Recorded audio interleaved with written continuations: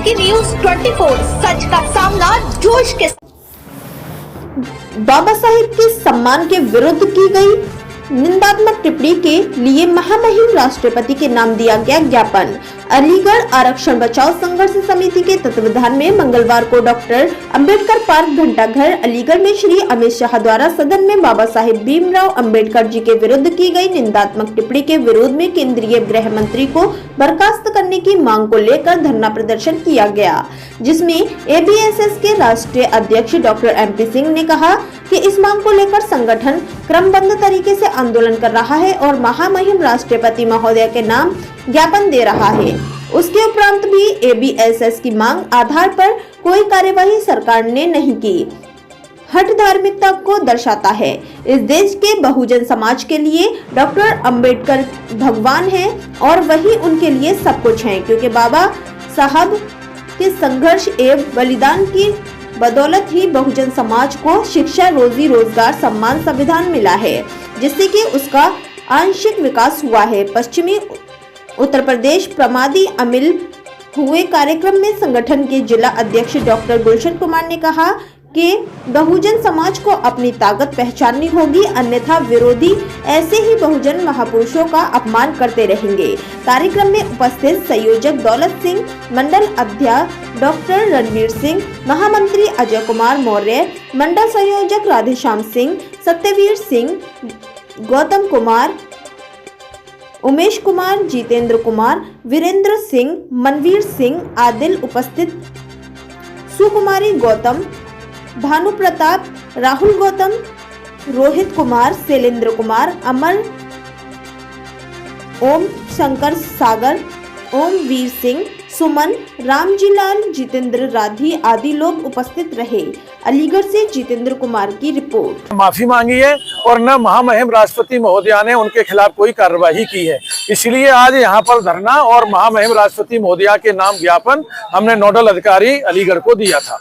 तो आपने क्या ऑथेंटिक ऐसी क्या मांग की है जिसमें आपने ज्ञापन दिया है? किसके नाम दिया है ज्ञापन? हमने महामहिम राष्ट्रपति महोदया के नाम ज्ञापन दिया है, जिसमें हमने ये मांग की है कि केंद्रीय गृह मंत्री श्री अमित शाह जी अपने इस कृत्य के लिए माफी मांगे और अन्यथा महामहिम उनको उनके पद से बर्खास्त करें, क्योंकि बाबा साहब डॉक्टर भीमराव अंबेडकर बहुजन समाज की सांसें हैं, वही उनके भगवान हैं, वही उनके सब कुछ हैं, क्योंकि बाबा साहब के संघर्ष और बलिदान की बदौलत इस देश के बहुजन समाज को शिक्षा, रोजी रोजगार, सम्मान, संविधान सब उन्हीं की बदौलत मिला है। बाबा साहब से पहले किसी भी महाशक्ति ने हमारे ऊपर दुराचार, व्यभिचार, अनाचार, अत्याचार, बलात्कार हुए, हमारा उत्पीड़न हुआ, कोई काम नहीं आया। केवल बाबा साहब का बनाया हुआ कानून ही हमारे काम आया।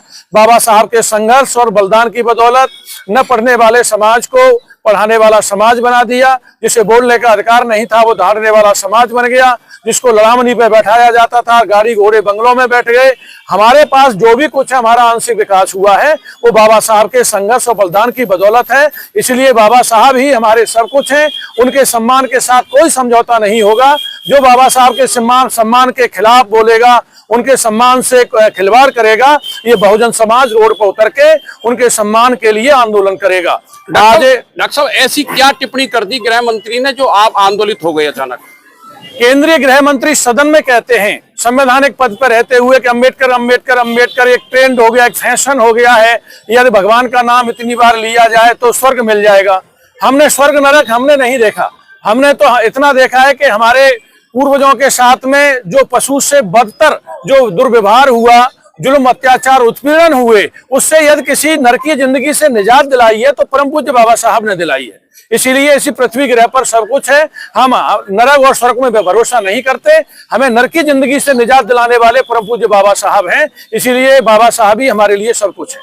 डॉक्टर साहब कितने जिलों में ये प्रदर्शन हुआ है आज? हम उत्तर प्रदेश के 20-25 जनपदों में कर चुके हैं और हमने मांग की है कि यदि हमारी मांग को नहीं माना गया तो ये बहुजन समाज एक बड़े आंदोलन का ऐलान करेगा। ये 2 अप्रैल का आंदोलन इस देश के शासकों ने देखा है और उसके बाद 21 अगस्त का आंदोलन देखा है जो आरक्षण बचाओ संघर्ष समिति के तत्वाधान में हुआ।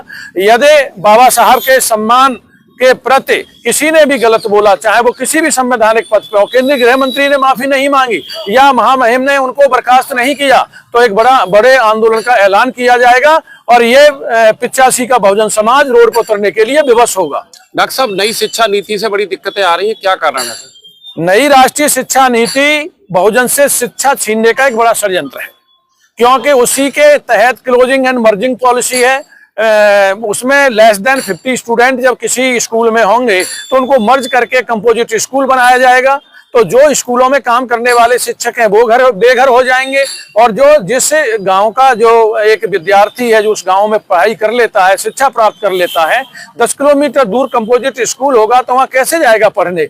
और शिक्षा इतनी महंगी कर देंगे ये भविष्य में, ये इनका तो टारगेट है कि पूरे स्कूल हैं या कोई कॉलेज है या यूनिवर्सिटी है, सबको ये प्राइवेट करके ये इतनी महंगी शिक्षा करना चाहते हैं कि बहुजन समाज से की पकड़ से शिक्षा बहुत दूर हो जाएगी। बाबा साहब का एक फॉर्मूला था कि जो व्यक्ति, जो समाज न धन्ना सेठ है, न जमींदार है, न उद्योगपति है, न पूंजीपति है, उसके पास आगे बढ़ने के लिए, उसका विकास होने के लिए शिक्षा ही एक साधन है, और शिक्षा से ही रोजी रोजगार और व्यवसाय मिलेगा। उस शिक्षा को ये हमसे छीनना चाहते हैं, इसलिए हम उसका विरोध करते हैं। डॉक्टर साहब, सभी लोग आते हैं समाज में, संगठन बना लेते हैं, संगठन जैसी चल पड़ता है वैसी पार्टी बना लेते हैं, ये क्या रीजन है? सभी लोग राजनीति दल बना लेते हैं बाद में, पहले संगठन तैयार करते हैं, समाज में जाते हैं, समाज में कलेक्शन करते हैं, चंदा करते हैं, समाज के लोगों को गुमराह करते हैं, फिर राजनीति दल बना लेते हैं। पूर्व में भी आपके राष्ट्रीय अध्यक्ष ने ऐसा ही किया, जो राष्ट्रीय अध्यक्ष है, ऐसा क्यों कर रहे हैं सारे लोग? राजनीतिक दल बनाते नहीं है, राजनीतिक दल बनवाए जाते हैं।